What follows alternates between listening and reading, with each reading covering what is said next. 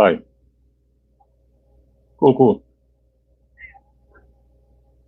Okay, okay. Total adventure, apa boy?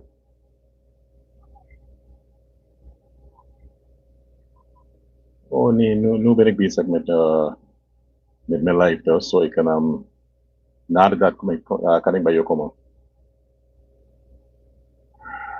Of morgen. Vanaf hoe laat ben je daar? Oké, oké, oké.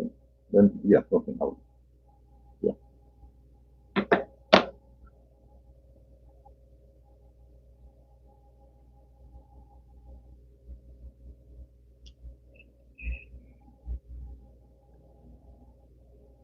What? You didn't think I spoke Dutch? Of course I do. I speak. I speak a few languages well. Yep.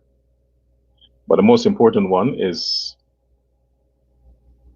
making sure that you understand what I have to communicate to you when it comes to my work in serving you.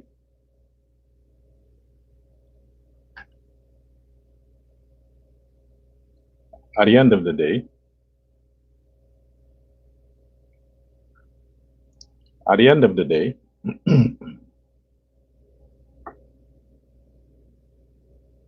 the message must be communicated. I have to tone it down. I have to tone it down today because, you know, like I said before, from time to time I would have distractions to deal with, and I have to be in character to accommodate whatever is there that might, you know,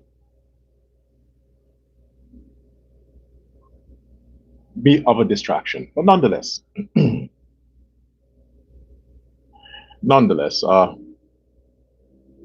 I'm still in the mood that I was in yesterday. As a matter of fact, I am in more of a messed up mood than I were yesterday because of all that has happened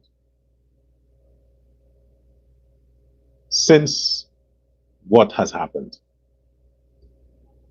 Now, the world is looking on, and the world is waiting to see how Guyana deals with this now the third instance of terrorism within the land of Guyana, within the capital of Guyana.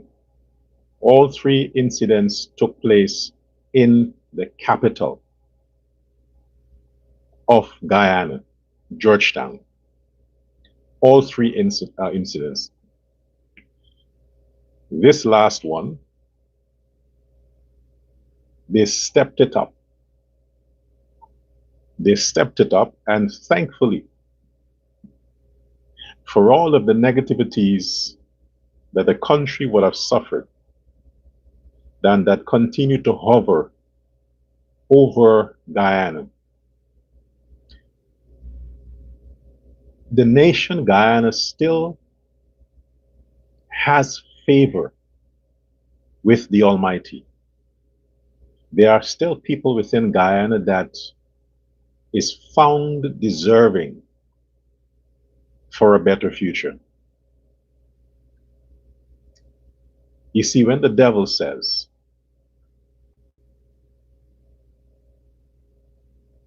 he wants to capitalize on what he thinks is the vulnerability of that country. The vulnerability of Guyana is the weak politicians we have, the opportunistic politicians that we have, the politicians who would say what they need to say because it is politically correct for them to say that. The politicians who have nothing to lose, the politicians who are secured, they have rigged the system of so much resources and wealth that they can relax and they can ignore all the troubles Guyana has, and them and their families would be taken care of for the next 10 elections to come. Whether they win or they lose, their pockets are solid. Their bank accounts are on fixed deposit. The interest that they have, the interest that they would accumulate on the hundreds of millions of dollars they have on their accounts, they don't need to say shit. They don't need to acknowledge the problems Guyana is facing. They don't need to do anything to change it. They just leave it as it is because it does not directly affect them, their family, their immediate circle of friends. It doesn't. So every time you hear, let's leave the Justice Department to do its job, let's not go before the horse, let's not put the cart before the horse, let's wait on the official results, let's wait on this, let's wait on that. Because they have all the time in the world to wait while the citizens need solutions, alternatives, answers now.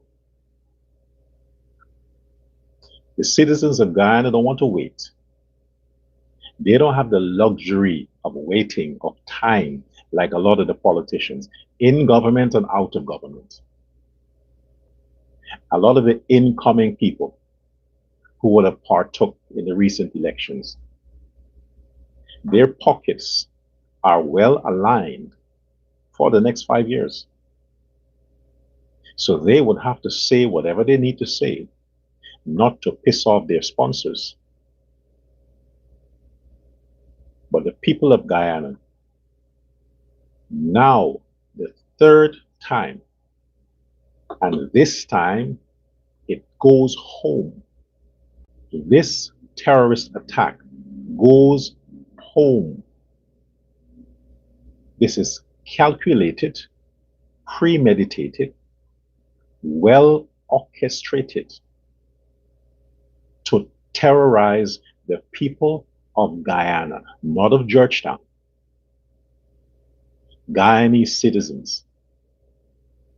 I speak of Afro, Indo, Chino, Europeano, Douglo, whatever O you want to call them, the 5 or 6 races. This is intended to terrorize them. Nobody else.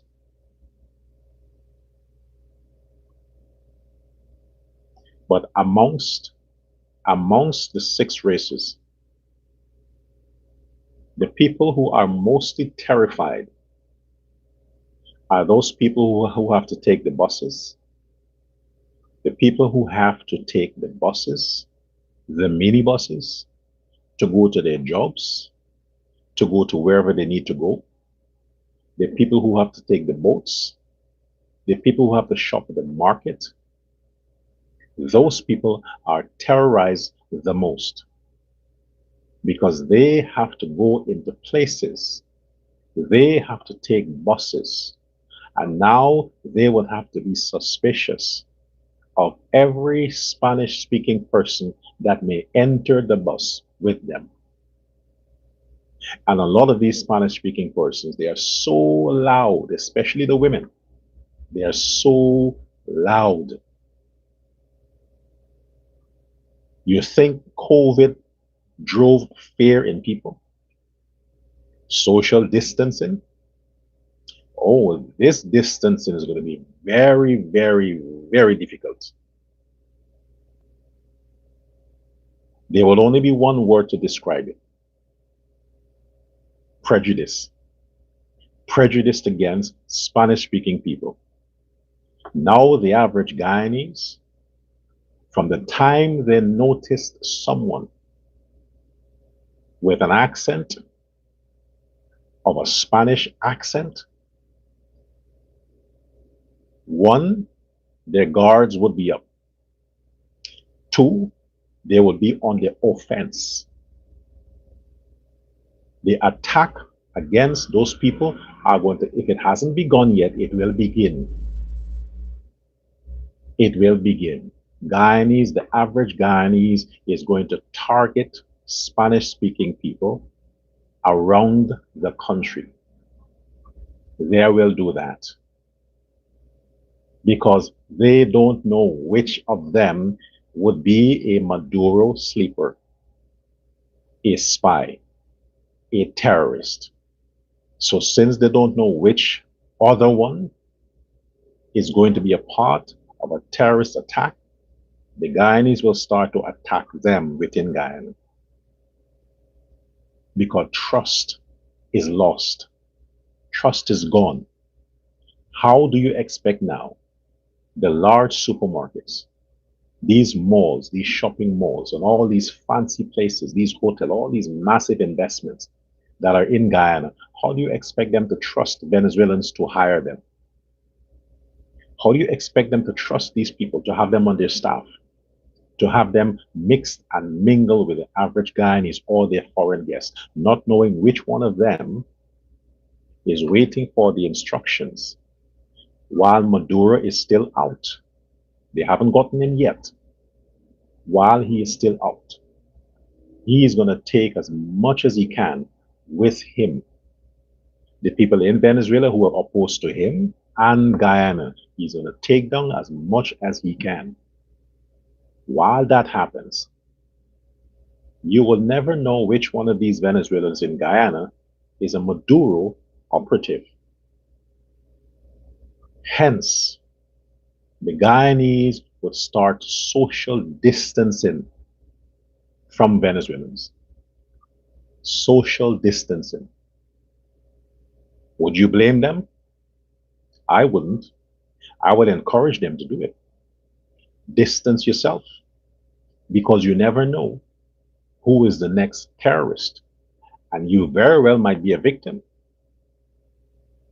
Every time you step out of your house and you hear someone with a Venezuelan accent or a Spanish accent, remember that child.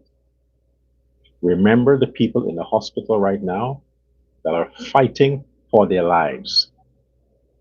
Let the picture, let that image of that mangled car, that burned, bombed out car linger in your head when you leave your house. And you have to be vigilant.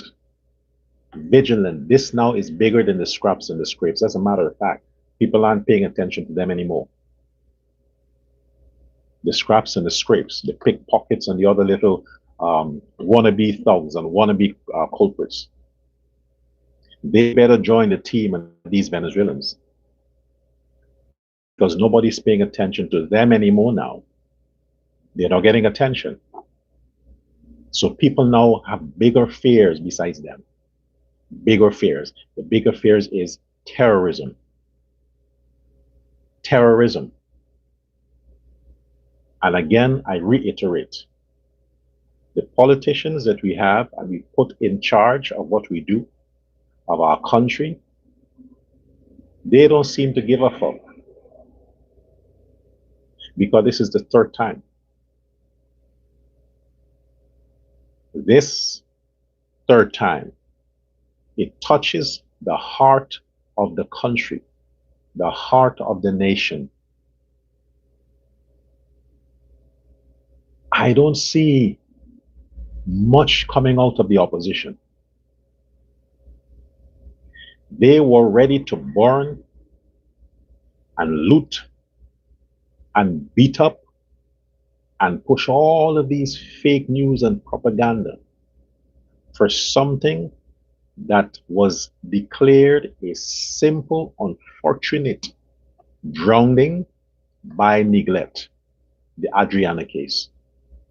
Nothing underhand, nothing suspicious, nothing, these wild conspiracies, none of that. She was neglected. Her grandparents, her relatives turned their backs. She just drifted off into the deeper end of the pool, following the older folks, and unfortunately, she lost her life. But look at the damage they caused. What happened to the Doubleday Hotel? You would think a bomb went off there. You would think so. But that was human hands that set fire to that building. Human hands did all that destruction. Guyanese destroyed Guyanese. Guyanese who are racial destroyed Guyanese who are not racial. Their properties, their livelihood, their investments. We have something that is beyond racism. Beyond racism. Terrorism is not racism. Terrorism is that they hate everybody. It's an ideology. Maduro hates the whole of Guyana, regardless of your race. Well, you seem to like Ajudin Mohammed and their family, but regardless of your race, the cult of Maduro, the criminal enterprise, the cartels of Maduro, they hate everybody in Guyana. They don't care what you look like. They don't care who you are. As long as you're a Guyanese, you're living in Guyana, you are a target. And they have demonstrated that continually. They attacked the infrastructure. They attacked the police station. They attacked the gas station. Who owns the gas station? Who are the people that were employed or on duty at the time when they attacked the police station? There are two distinct ethnicities that were affected by this attack: blacks and Indians. Afro-Guyanese and Indo-Guyanese, all three attacks, they were the victims. So this ain't racial. This is terrorism against the people of Guyana, the nation of Guyana. That is worse than racism. That is cold-blooded murder, terrorism. They would destroy everything and anyone. Imagine if that bomb had penetrated the tanks. There were other people around the area. There were other vehicles traversing the area. There were vehicles with babies, older folks, men and women, all ethnicities around that area. Indiscriminately, they would have murdered hundreds of people if they had achieved the objective. It ain't racism. So Guyanese now have to leave their homes with that fear that you have foreign nationals to whom you opened your doors, opened your arms, opened your hearts, because you're sympathetic with what they were going through, allegedly going through in their country, Venezuela. All the stuff you heard about how Maduro is punishing his people, we have seen that. You opened up your land. You turn your back on their squatting. The police help them. The police, the military help them. The NGOs of Guyana help them, give them food and clothing and shelter. All of that you did. Some of you got involved in relationships. Some of you men, some of you Guyanese men. You left. You left. You're beautiful, godly Guyanese women to take Venezuelan prostitutes. You sympathize with Venezuelan prostitutes that would have prostituted themselves in Venezuela, and those low lives in Venezuela didn't want them anymore. They crossed the border on Maduro's order to come to Guyana to bring AIDS, syphilis, gonorrhea, and all the diseases, sexually transmitted diseases, they brought from Venezuela to Guyana to give to Guyanese men and Guyanese women. All of that you sacrifice and you risk. Now they showed you the level of their hatred for you, the level of their disregard for your hospitality, and they murdered your citizens. They murdered your children, cold-bloodedly murdered that child, put all the rest in the hospital after all you did for them. Yes, those terrorists, the ones they got already, and the alleged main suspect, he is not the mastermind. He is the suspect in the video. You haven't gotten the mastermind yet. To get to the mastermind, you need to get him. But all the others who were a part of the team, some of them you got, like I said before, it was not a lone soldier doing this. It's a whole organization. There are lots of people you need to get. But you get a hold on that criminal, you get a hold on that terrorist, and you might very well get the mastermind, whoever they are. But all of that Guyanese had to endure for the kindness, the fact that they got ID cards, the fact that some of them were able to vote, the fact that some of them received grants, cash grants, when Guyanese were sidelined. Venezuelans received royal treatment. Some of them are living in better houses than the average Guyanese. They're earning better salaries than the average Guyanese. All of that you're giving to them, and look how they repay you. Look how they repay you. Now, who is mourning right now? Who is crying? Who is hurting right now? You think the government sponsoring the funeral service of this child?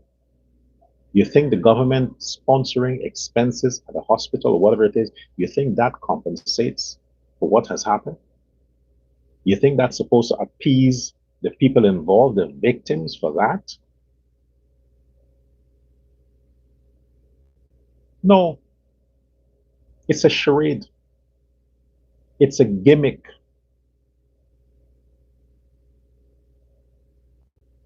Running and paying for funeral and paying for this and paying for that means nothing. Absolutely nothing. I am sure the family could have done that themselves. I am sure the family could have paid for the funeral.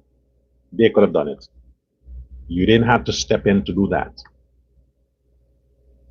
I hate the distraction. It's a gimmick. It's nonsense. That's not justice. That's not appeasing the people. The child has to be buried. Either way, she has to be buried. What the government should have been busy with is, coupled with the police force that we have, we should have seen tanks, military tanks, patrolling the streets of Georgetown, patrolling the streets of the coast, the presence of the military everywhere. That is how you get ready to deal with domestic terrorism. You let the people know, hey, we heard you, we are here, we are ready to get them. You're talking about manhunt. Manhunt to get the man, the main suspect. Yes, we got him. We got him in that we know who he is. We know who he is. We know what he looks like. That was good. I must commend you for that. I must commend the police for their swift action in getting all of this information so they can pinpoint the individual. All they need to do now is to locate the person. Locate the person.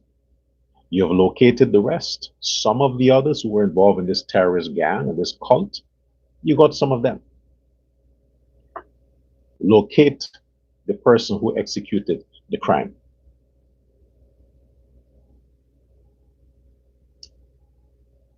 If this person is facilitated by powerful people in Guyana, if he is helped, and if some of his bosses are powerful people in Guyana, ain't no way you will find him. If you do find him, you would find his body. They would kill him before you get to him. But if he is one of the main operatives, as in one of their main sleeper cell, their main spy, their main action man, they wouldn't kill him. They would need him for future jobs, so they wouldn't kill him. The most they will do is to get him back to Venezuela, where he would be safe there. But you won't catch him. You catch the others, you get him, but you have 1,000, 100,000 Venezuelan who looks like that. You have 100,000 Venezuelan men who looks exactly like the picture you're promoting. Most of them look the same. Most of them. You're talking millions of people in Venezuela. If you have DNA, then you got your man. So since you have the clothing, you have DNA, you have all you need there. With that, you can find him. You can locate you can get his location. It's simple as that. What the police force needed, they got DNA, his clothing. That's it. So you found him. Go pick him up. When you pick him up now, then you have a public interrogation, because we want to know the other names that are involved. We want him to start calling names. We need the terrorist files. Expose the files. No cover up. No cover up. All the speculation that we're getting from the Win party, I think they're doing damage control, because this could very well lead to their boss. This investigation can lead to the boss of the Win party, because we're not getting anything from him personally. We're getting from this idiot in chief, Odessa Phillips. The idiot in chief, she's the one doing the most talking.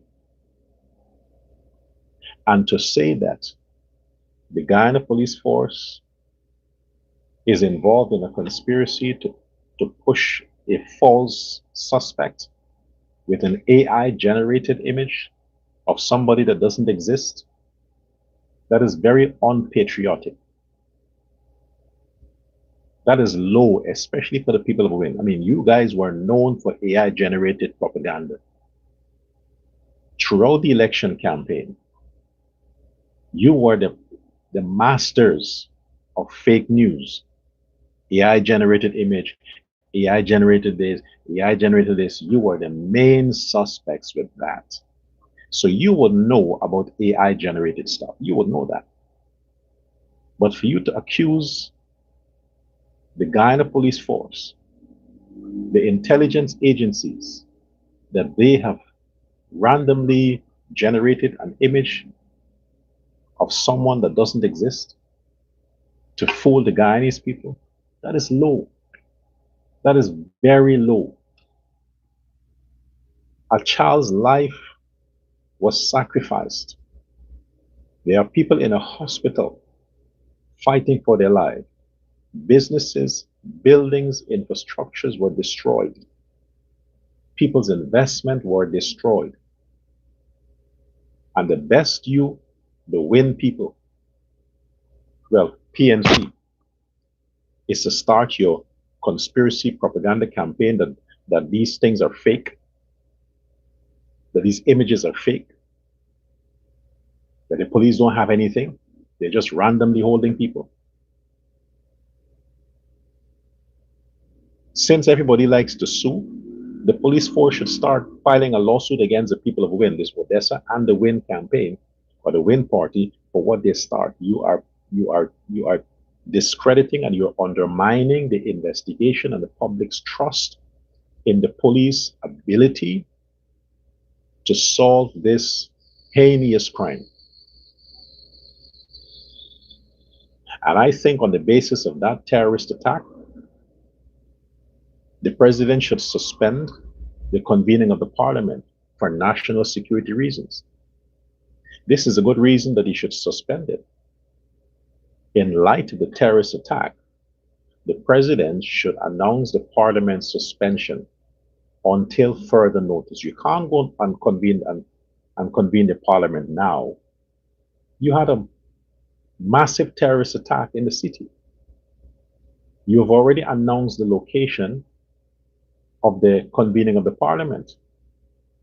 You never know what can happen. That should be postponed. You need to get these terrorists. You need to find this terrorist, find the others, make sure all is safe, get all the information, find out what's behind this, who's behind this, or what's the next plot before you go and say you're going to convene the parliament.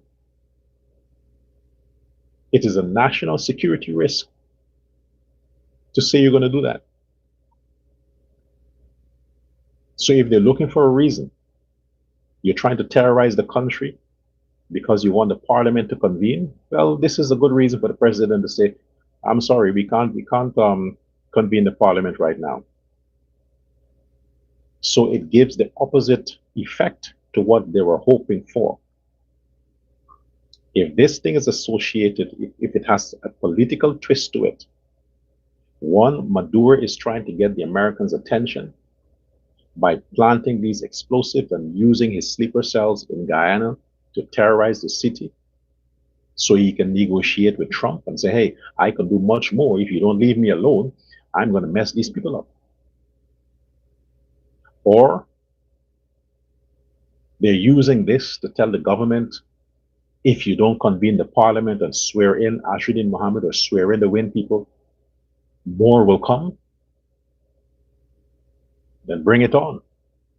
Don't swear in don't convene the parliament. Let's see what else they'll bring. So okay, fine. If you want to make that threat, then no parliament. Let's see what's your next play move. You can't negotiate with terrorists. You can't allow these people to bully the government of Guyana. This don't work like that. I want to commend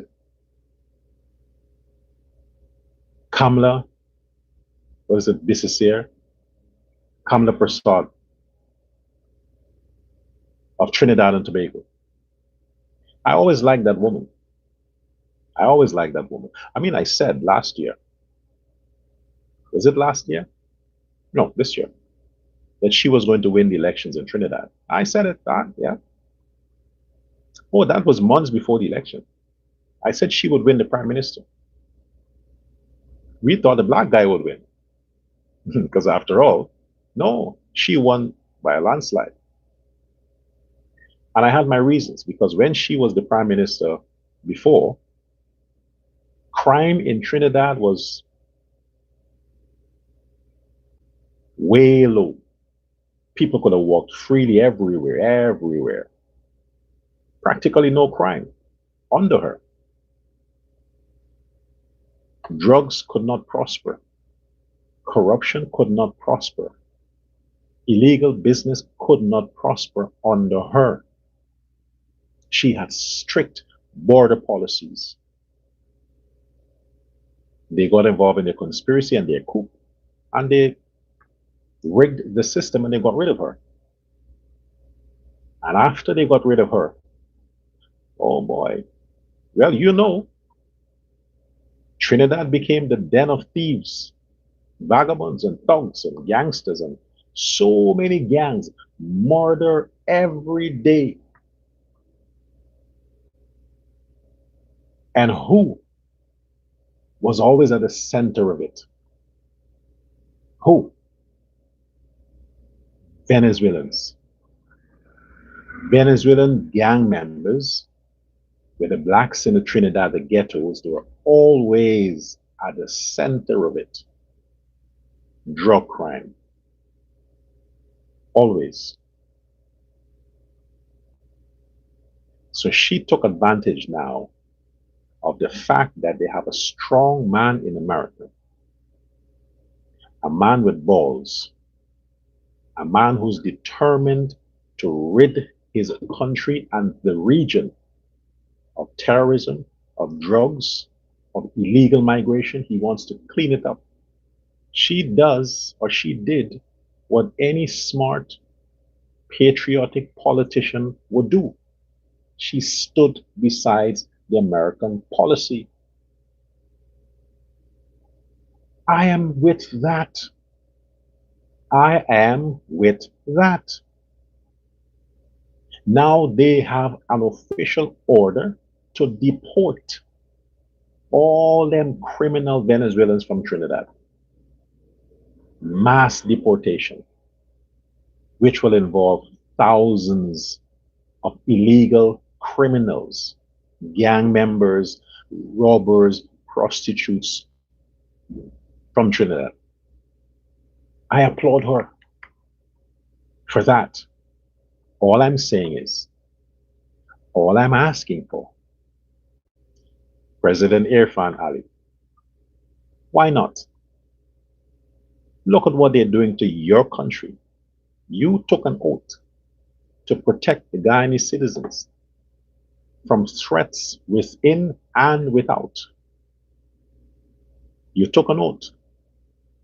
Under your administration, President Ali, this is the third time there's a terrorist attack under your administration. To date, this is the biggest. You just secured your win. This is the second month into your new term, and you have a massive terrorist attack in the heart of the city. Third time. What's your move now, sir? What's your move? Trinidad, they're not waiting for terrorism. They're being proactive. They're getting rid of the terrorists before they can terrorize the country. Venezuelans have terrorized Guyana the third time. And might I explain again what is happening? Marriages in Guyana are being sacrificed because a lot of the low-life scraps husbands in Guyana, they're going and getting involved with these Venezuelan prostitutes. They're leaving Guyanese women to be with those prostitutes. They're taking their hard-earned cash. They're paying those prostitutes. They're marrying those prostitutes so they get Guyanese passport and Guyanese citizenship. Those prostitutes are using those men to send for their relatives in Venezuela, to send money to Venezuela, to strengthen the Maduro regime. Guyanese money they're sending back to Venezuela to help fund the Maduro criminal enterprise. That's one. These Venezuelan women are making children with Guyanese men, so that they can become naturalized. This is all the things that's happening. The fact that these men are leaving their wives with children. They're abandoning their homes. They're giving up their livelihood to get into a cursed, damned situation with all of these women that are poisoned. They're disease filled. A lot of them have lived 2 lifetimes. If you see these women have lived, they made like 100 kids in Venezuela. They did all these fake stuff, fake boobs and fake asses and fake this and they did all the facial plastic surgery. Women in their 50s and their 60s and their 70s, plastic surgery just to look a certain way to attract somebody's husband in Guyana. And these men are such losers. They're obsessed with this light skin, yellow skin kind of thing. They think it's an achievement. They think that they have achieved something when they can walk the street of Georgetown with some light skinned woman with curly hair or straight hair, whatever it is. They think that they have achieved. They have accomplished something. To throw it in the average Guyanese woman's face. And this is both Indian and African men are doing this. Black and Indian men are doing this. And when they are used and abused, they have to sit around in their house and watch their Venezuelan prostitute go out and sleep with all the Guyanese men for money and come home to that lunatic who just married her. Because what? He got her in a brothel. He got her in the interior prostituting. He got her in the city prostituting. So he has to accept that condition because he don't want to work. He don't want to provide. He don't want to make any contribution whatsoever to Guyana and its development. So he's okay with a prostitute wife who's prostituting to take care of him and her kids until she gets the documentation she needs, and then the table turns. Then he has to go and slave and struggle to provide for her 100 kids in Venezuela and her family. That's the sacrifices that the Guyanese women have to endure by the hands of these Venezuelan prostitutes. A lot of these prostitutes are out of the prison system in Venezuela. They have murdered people. They are drug dealers. They are criminals. And they come to Guyana and they convert decent, well, I was going to say they convert decent men, but ain't no man who's decent would find himself with a Venezuelan prostitute. The fact that you think you're decent and you can see some kind of attraction in women like that, no, you weren't decent. You were always a scum. And this is across the board. You have policemen. You have policemen in Guyana that are dating prostitutes, Venezuelan prostitutes. You have businessmen. You have men who you would think have some good upbringing are involved with that. The only people that has some kind of dignity that would not cross that line are the women.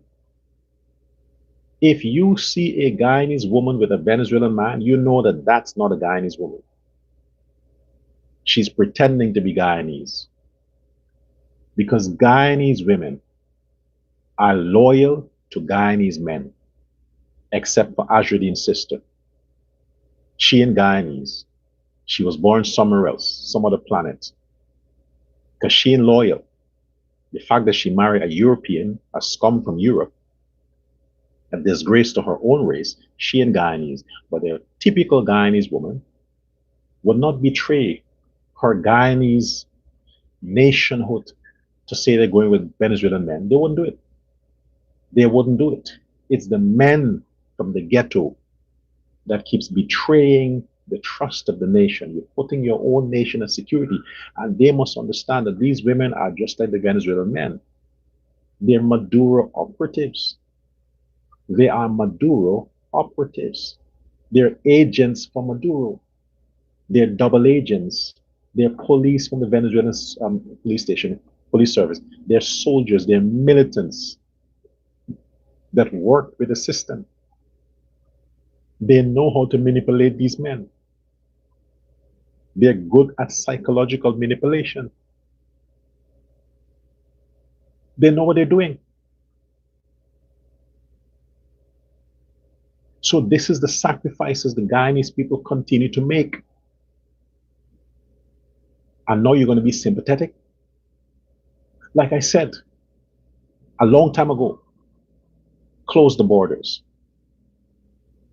I said long before the elections, close the embassy of Venezuela in Guyana.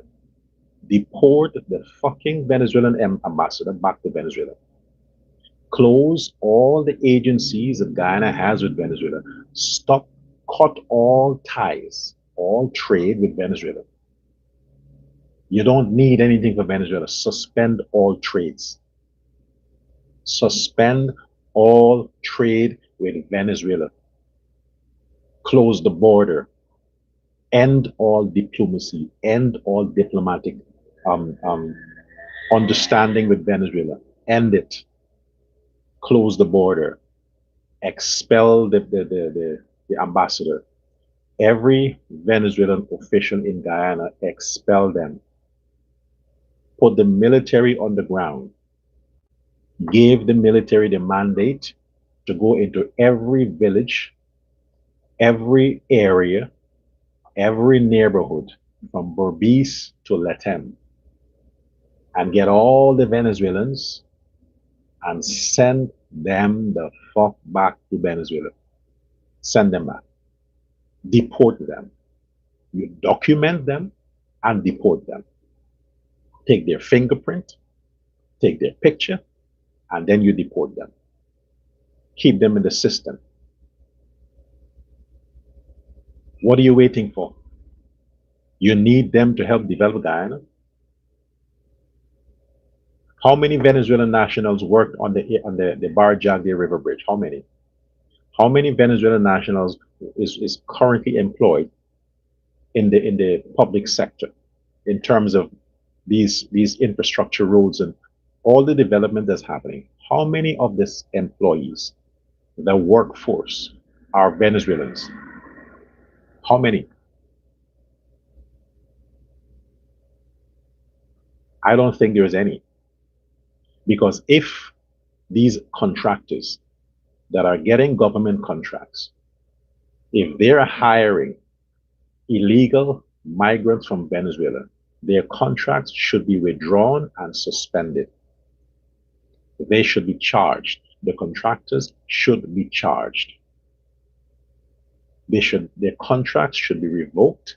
They must be forced to compensate the government, refund the government, because they cannot hire illegal Venezuelan immigrants only because they could pay them some shitty salaries.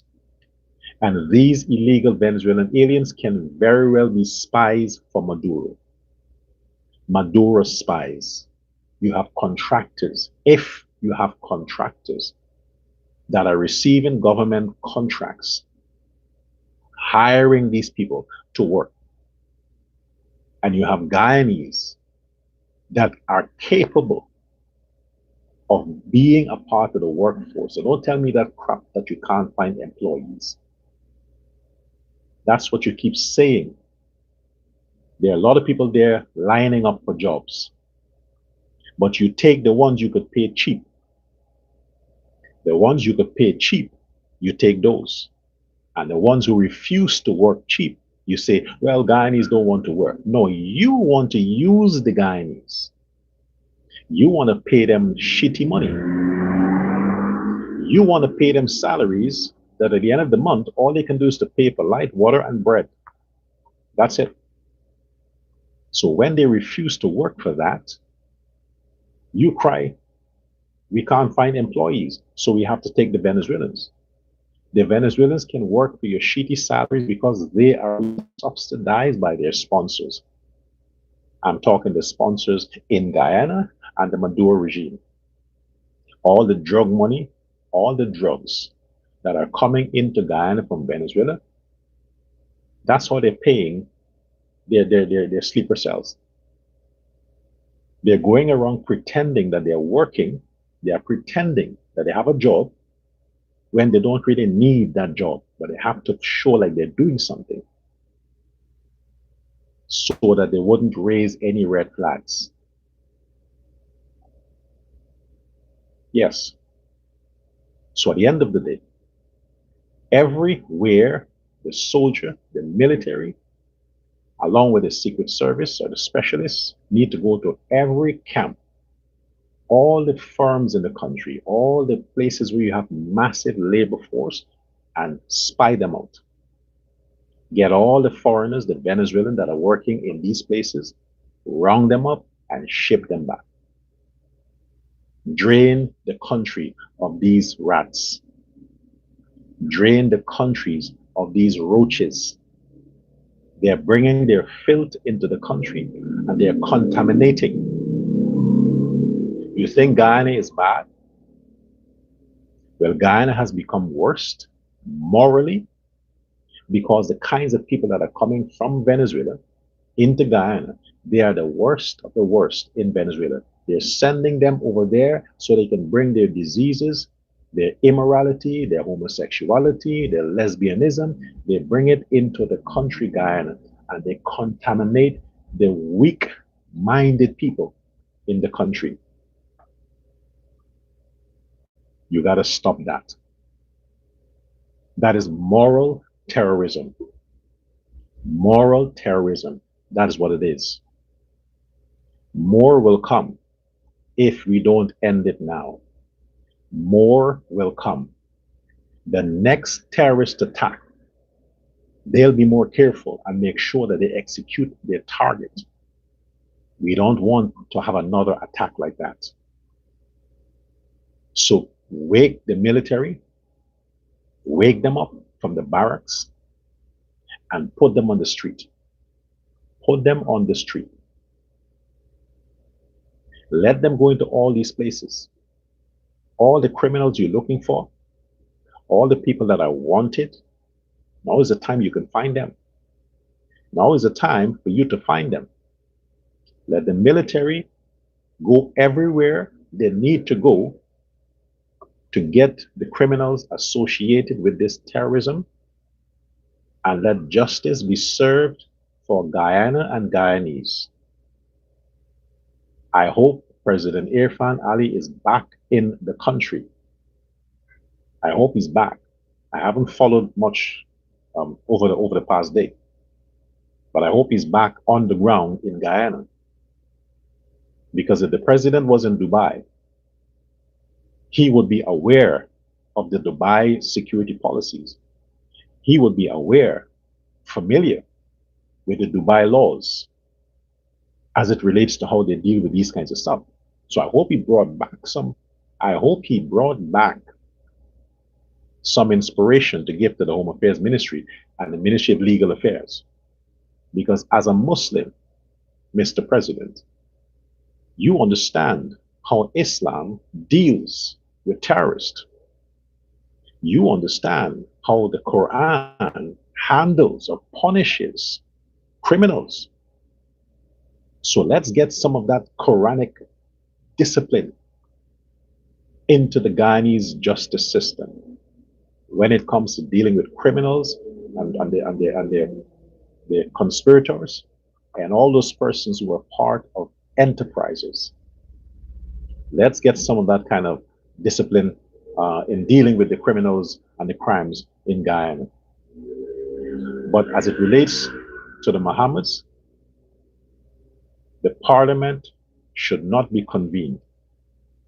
I believe that all of this has some blue ink attached to it. The criminal wore blue to send us a clue. A clue. Why did he choose to wear the color blue? Was he trying to tell us that, hey, if you're smart, you could figure it out and understand that blue means I'm attached to the Win party, means that I'm telling you who my boss is in Guyana. I think the Win people should be called in for questioning. Ashruddin Mohammed should be called in for questioning. I think so. Leave no stone unturned. No stone unturned. If you suspect somebody, call them in. Doesn't matter what they look like. Everyone is a suspect. Everyone. If you have a Guyanese man who's married to a Venezuelan woman, he's a suspect. If you have a Venezuelan man who's with a Guyanese woman, she is a suspect. All are suspects in this. But I'm calling on Guyanese citizens everywhere. Don't leave this to the law enforcement alone. As you say, they are corrupt, right? You say they're corrupt. You say you can't trust them. Now, because of that, you got to try to solve this yourself. You know who these Venezuelans are, you know where they are. Go do your investigation, go find them. This is not about Indian and black anymore. This is about your country, the nation, Guyana. You now be the vigilante and go and get them. I'm not saying to go attack Venezuelans. I'm not saying to go kill Venezuelans. Let me just say that. All I'm saying is, you know where they are. They live amongst you. If you know who this person is, if you know who these persons are, remember this was not an attack on the Ali government. Odessa Phillips, Primus, Campbell, PNC head. This is not an attack on the Ali government. The child that was murdered, it's a black child. The people that are in the hospital are black people. The police station that was attacked in Georgetown, if there were casualties, it would have been black police officers. This terrorism was against black people. Black people were the victims. Two black men risked their lives to go help those people. The casualties of this were black people. So this isn't about no Ali government or no Indian government. No. They targeted you, Afro-Guyanese. The Venezuelan terrorists targeted you, Afro-Guyanese. The people who sponsored this in Guyana targeted you, Afro-Guyanese. You were the victim, so you should rise up and get your justice against the Venezuelans. You should do it. This is bigger than the government. Maduro is targeting the black man in Guyana. The black man Maduro is targeting. His terrorists are targeting the black people. You got to defend yourself against the invasion of the Venezuelans that happened in Guyana. You are the most vulnerable. Get justice for that child. Find them and get justice. Like I said, I'm not saying to go kill any Venezuelan. I'm not saying to go and execute anybody. Let the police do that. Let the military do that. You don't go killing people now. But find them. And the system has to round them up and send them back to Maduro because the war has started. Donald Trump is making headways. Maduro is not in Venezuela, but they will get him. And all the people that are behind him, that are part of his team, they're going to get them too. So let the people now, the Venezuelan in Guyana, now let them go back so they can be casualties of the Trump war in Venezuela. We don't want their blood on our soil. They took enough from us already. Don't wait for the fourth attack. It would be deadlier. So for now, please follow Kamla Prasad from Trinidad and let's do what they do. Trinidad is the same thing, black and Indian. Guyana, black and Indian. Same thing. Let's follow what they're doing. The threat we have right now is not the black man or the Indian man. The threat Guyana is dealing with are the Venezuelans in Guyana and the Venezuelans in Venezuela. They're the threat. We need to solve it. Go get the criminal. You know who he is. You got his information. You got his DNA. Go pick him up. Don't kill him. Pick him up so he can deliver to you his sponsors in Guyana. If it is the Mohammeds, you know what to do with him. He's wanted by the Americans. Maduro is wanted by the Americans. And that terrorist is wanted also by the Americans. 3 wanted men. Let's deliver them. Deliver them to the Americans. But first, question the wanted terrorist in Guyana. Question him first. Then afterwards, you can ship him off to Guantanamo Bay. Him and his colleague, the Mohammeds. Allegedly. I'm attaching allegedly to that. Until next time. Goodbye now.